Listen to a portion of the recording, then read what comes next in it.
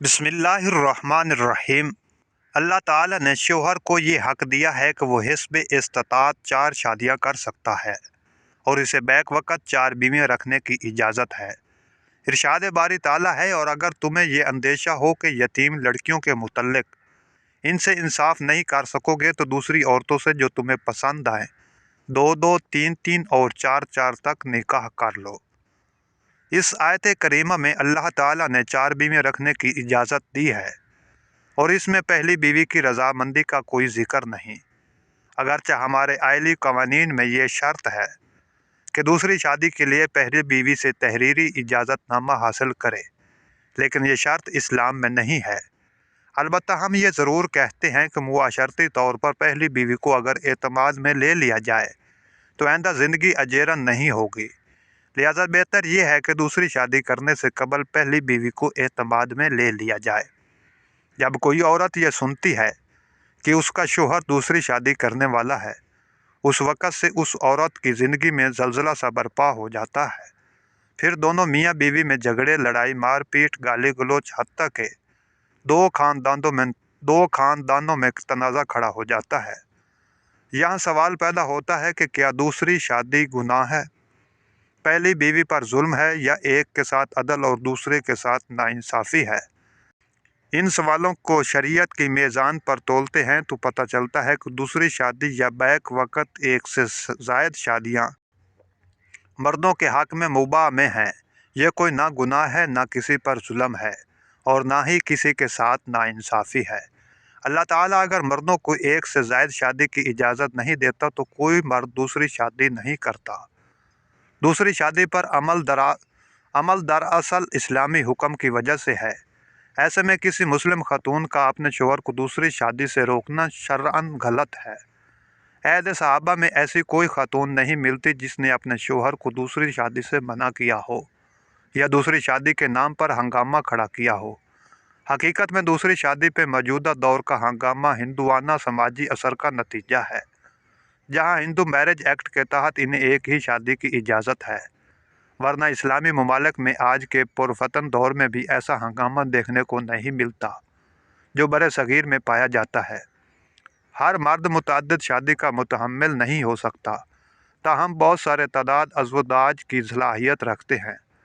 میں سمجھتا ہوں ان تمام باصلاحیت مردوں کو اپنی صلاحیت بروئے کار لانی چاہیے۔ اس سے 1 2 نہیں سینکڑوں مثبت اثرات فرد معاشرہ پر مرتب ہوں گے۔ آپ ذرا تعداد ازدواج کی دنیا میں داخل ہو کر سوچیں، کیا پھر کوئی نکاح مہنگا ہوگا؟ کوئی باپ بیٹیوں کی شادی کے بوجھ تلے دبا ہوگا؟ کسی غریب کی کوئی بیٹی گھر میں بیٹھی ہوگی یا شادی کے لیے دم توڑے گی؟ سماج کی معذور و بدصورت لڑکی شادی کے لیے ترسے گی؟ ایک سے زیادہ خواہش والا مرد خواہش کی چکی میں پیستا رہے گا؟ کیا زنا کے بڑھتے واقعات کم نہیں ہوں گے؟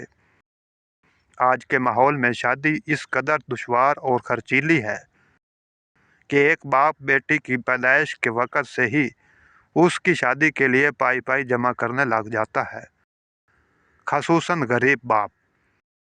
میرا ماننا ہے کہ مسلمان شادی اسلام کے مطابق کر لے اور مالدار طبقہ ایمانداری سے زکوٰۃ نکالا کرے، تو پھر مسلم سماج میں نہ غریبی ہوگی اور نہ بدعنمی۔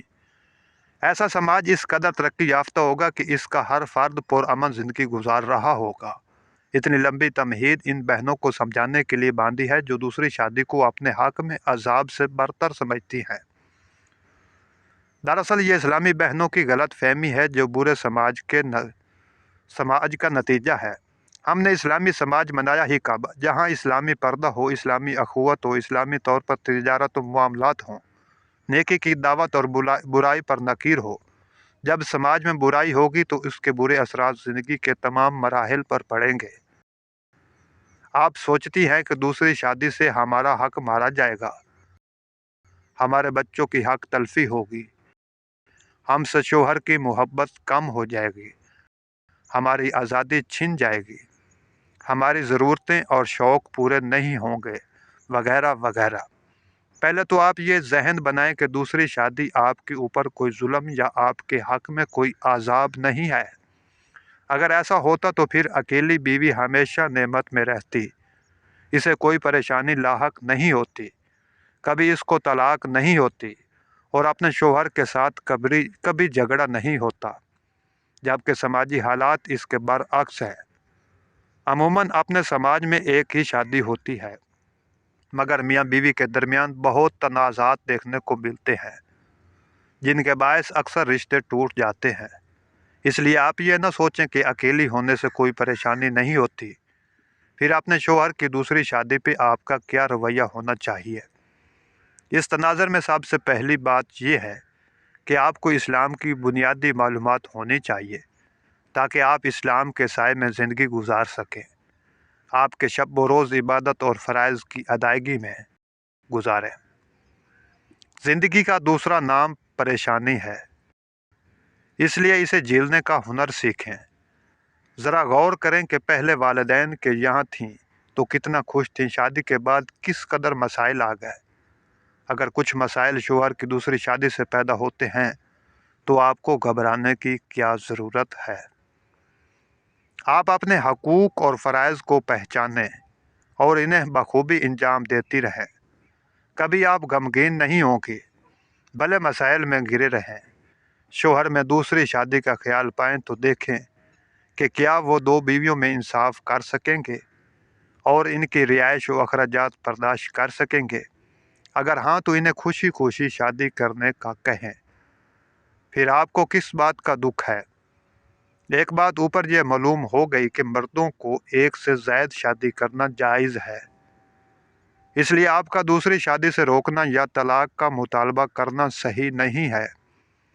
एक मज़ीद बात तवक्कुल अक़ीदा से मुतल्लिक़ है, वो ये है कि दूसरी शादी पे पहली बीवी सोचती है कि हमारे हिस्से की रोज़ी दूसरी औरत और उसकी औलाद छीनेगी, जबकि अल्लाह ने माँ के पेट में सबका नसीब और रिज़्क लिख दिया है। कोई किसी दूसरे का नसीब और रिज़्क नहीं छीन सकता। आप इस पहलू से भी गौर करके देखें कि शौहर की ज़ात पर आपका कितना इख्तियार है। क्या वो आपकी ऐसी मालकियत है जिस पर किसी दूसरे का अदना सा भी हक नहीं है? नहीं, ऐसी बात नहीं है। शौहर की सारी जायदाद भी बीवी की नहीं है, उसका चौथाई या आठवां हिस्सा है। शौहर के एक लफ्ज़ तलाक से आपका सारा रिश्ता ख़त्म हो जाता है। अब वो मर्द किसी से शादी करे, आप उससे बेपरवाह हैं, फिर दूसरी शादी से रोकना कैसा है?